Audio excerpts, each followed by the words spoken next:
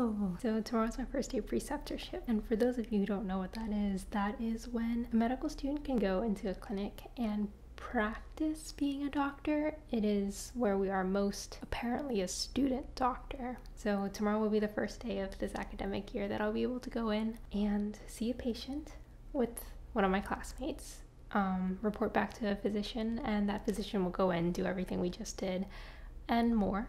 And we'll have a chance to see if we did it right or not and get feedback. Last semester I had a chance to do a preceptorship as a first year student, and I only got to go a few times before COVID happened, but between then and now I've learned a lot more and I feel a lot more prepared to be able to do this, whereas before it was more me learning how to talk to people as a student doctor, which is really hard for me because I don't think I see myself as a physician or a physician to be yet. I still see myself very much so as someone who doesn't know a lot. The reality is in a few months I'm going to be starting rotations where I will be seeing patients more independently, so obviously I have to be somewhat prepared at this point. I thought it would be valuable to record this part of my life. I think it'll be funny to look back when I graduate or when I am a physician and see how clueless I was at the beginning. So right now I am a second year medical student.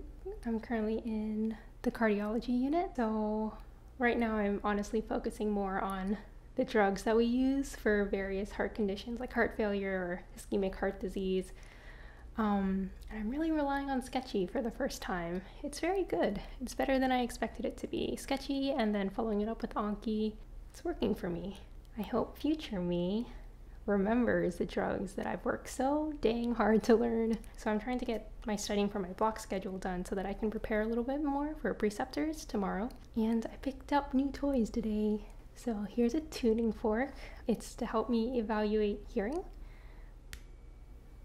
So I don't know if the mic can pick this up, but there's also something fun you can do where when it's vibrating, you can stick it on top of your head, and if you hold it against your skull, you'll be able to hear it because it's vibrating your ear bones, which is very fun. I also have a pen light to check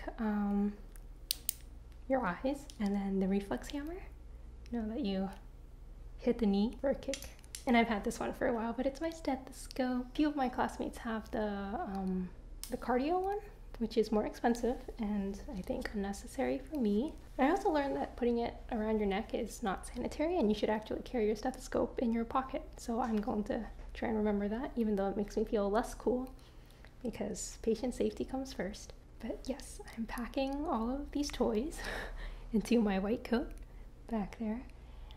Even though family physicians don't typically wear a white coat because it grants this unreasonable sense of hierarchy and power that isn't really what I'm going for. I'm going more for a community-based approach where I have a role and they have a role and we all work together for a common good. That's more so my vibe. But as a student, if I'm asked to wear the white coat, I will wear it. We were also given an 11-page document of various physical exams we're supposed to know. So I have those on my iPad.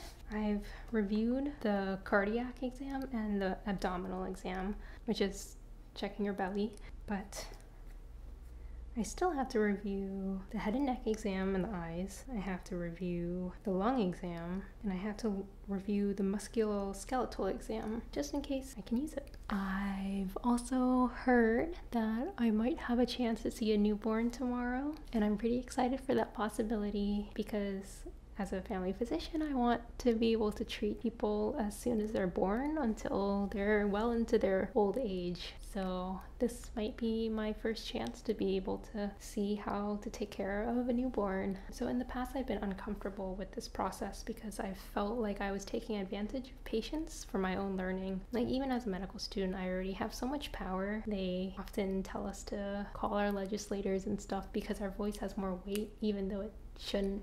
I always wonder if the people who are giving up a substantial amount of time to allow me to learn and practice are doing so willingly, or if they're forced to do so because they've been caught by surprise or because for some reason or another they're not able to go somewhere else. But it seems that the physicians have made it pretty clear to patients of which appointments will have students and which appointments will not have students, which makes me feel a lot better. And in my experience, I've also seen that a lot of patients are so generous and kind with their time. Some people are very actively willing to help us because they know that they're helping foster the next generation of physicians, and it is my responsibility that if they're giving me their time, that I have to learn as much as I possibly can from that interaction. So that's another reason why I kind of want to record this process, because I want to make sure I hold on to everything I learn. And I anticipate there will be patients who are not so willing to give up their time for me, which is very understandable. And I hope that I'll be able to hand those back to the physician to let them, since, I don't want to force anyone to do anything that's weird. And given the history of medical professionals, I think it's pretty important that everyone I interact with consents to that interaction. So tonight I'm going to review more things. I have a webinar coming up right now about removing race out of the EGFR equation, which is a equation to check your kidney functions to see how well your kidneys are filtering your blood. Right now, it's based on a calculation that involves race, which is not based on biology. So there has been a movement through the medical field to remove race from that equation and modernize it to be more scientifically based and more equitable.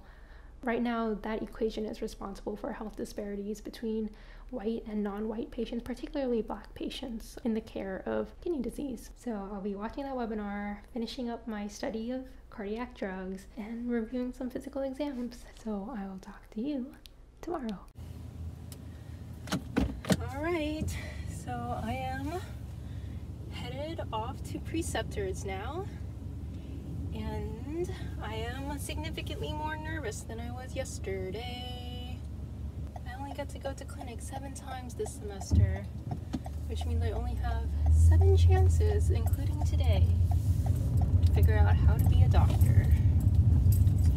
And I know I'm being dramatic because that's what 3rd and 4th year is all about, but geez, it feels like it. And it feels like every single person that I mess up on, I've wasted their time. Trying to adopt a learning mindset, not a fixed mindset. Everyone is always learning, including myself. I should give myself permission to learn. So yeah, wish me luck. So I just finished the first day of preceptors. So most students in medical school get paired for a preceptor. So a preceptor is a physician. So that's 1 student for 1 doctor, and that's usually how it goes, except since I'm part of a program that focuses on students who want to end up practicing in places that don't have a lot of doctors, we do a lot of focus on teamwork, because teamwork is really important when it comes to providing care where there's not a lot of other options. So for us, we actually get to see patients in pairs, and so my partner and I got to see 2 patients today. And it was a really interesting experience because it's so different from what we do in class. I walk in, I go, "Hi, my name's Victoria. I'm a medical student here today. Is it okay if I talk to you before you see a doctor? You can call me Victoria. I use she, her pronouns. How do I address you?" Whereas here, the physician already has a relationship with their patient. So we don't do these introductions. They more so introduce me as Victoria, the medical student. She'll be asking me some questions, and then go ahead and start. So you kind of just launch right in. In class, we learn to ask, like, what brings you in today? And tell me more about that, tell me more about that, until we figure out where it hurts, why it hurts, when they noticed it hurt. Whereas here, because I want to do family medicine, it ends up being kind of like a really long conversation about whatever the patient wants to talk about. People are so kind. Like, I learned that in this clinic, usually the students that are seeing the patients are 3rd and 4th years, who are exponentially more experienced than I am. And these patients are told kind of at the beginning, like, oh yeah, the students you'll be seeing today are actually junior medical students, and of course they'll be more heavily supervised.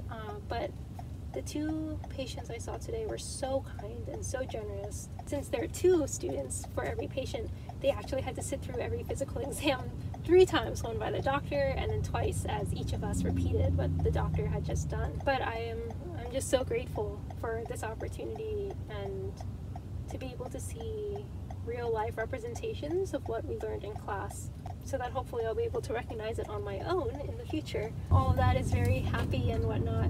Something not so fun that I learned is that we are so limited in what we can do as physicians in a clinic visit.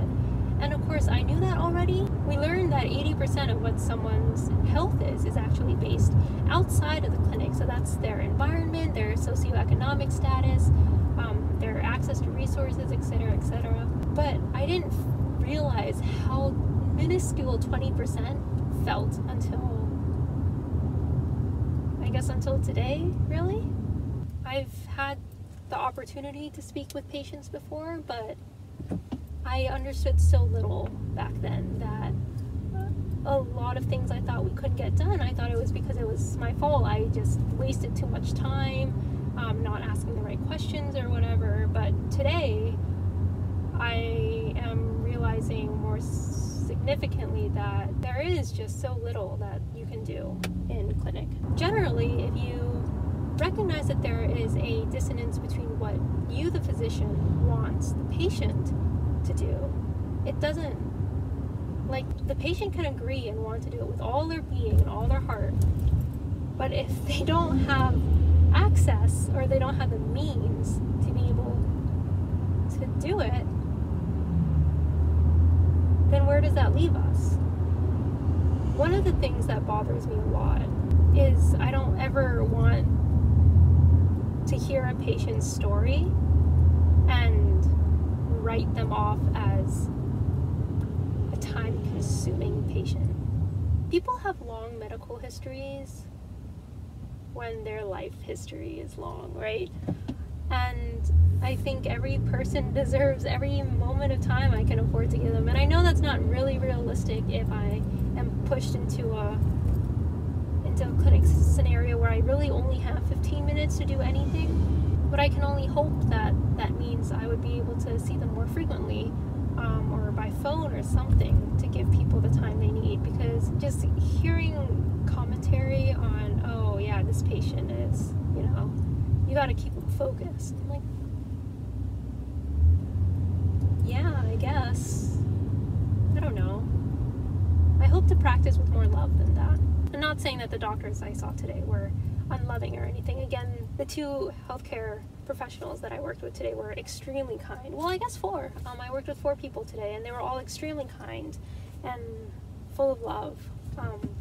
But I think being in the field for a little bit of time kind of makes you a little cynical, makes you a little tired and drained, especially if you're working long hours every day.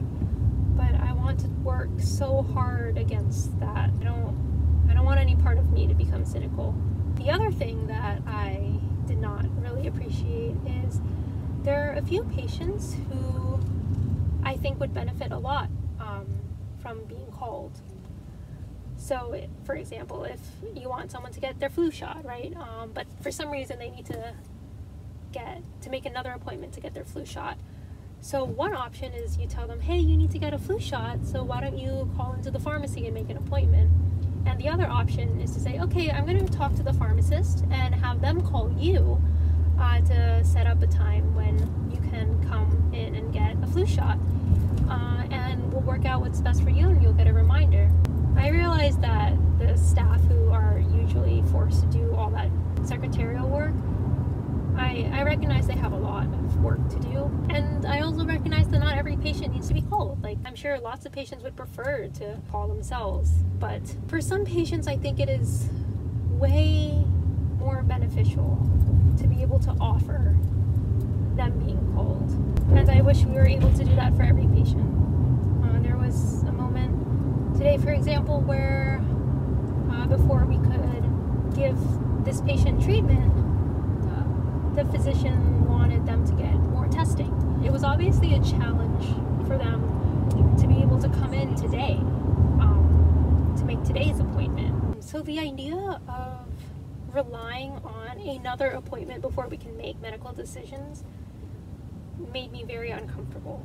And when I expressed this, they set it up so that the next appointment would be made by calling the patient rather than having the patient call us. I'm also thinking a lot about mental health. It looks like with patients with chronic illnesses, which is, to be frank, a lot, like a large proportion of our patient population, myself included probably when I get older, but you see them every 3 months. So I'm parked now, but I'll just keep talking because I have more thoughts and I want to make sure I have all my thoughts down for the future.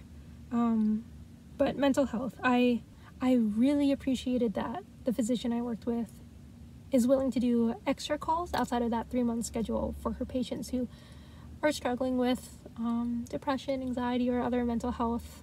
I imagine that a lot of people learn how to act normal, act healed whenever you talk to a doctor, because it's so draining to hear a doctor tell you what you already know. Especially the doctors doesn't seem like they're putting any real effort, or like they don't really care. They just care that, you know, they're checking off the boxes. But that this physician is willing to call in and check up regularly felt good and warm to me. So I hope that's something I can carry into my practice in the future. I learned that I really need to get better at physical exams. I didn't get a chance to do much on my own today because it was the first day and they wanted to make sure we had a smooth transition in. That's definitely something I want to practice more before my next clinic day. So I have 6 left and I feel really motivated to learn more and do better. And like, this is why I wanted to be a doctor. It wasn't to sit in a classroom and learn. It was to be able to empower people to move through their lives in a more comfortable and loving way. Yeah. Until next time, bye.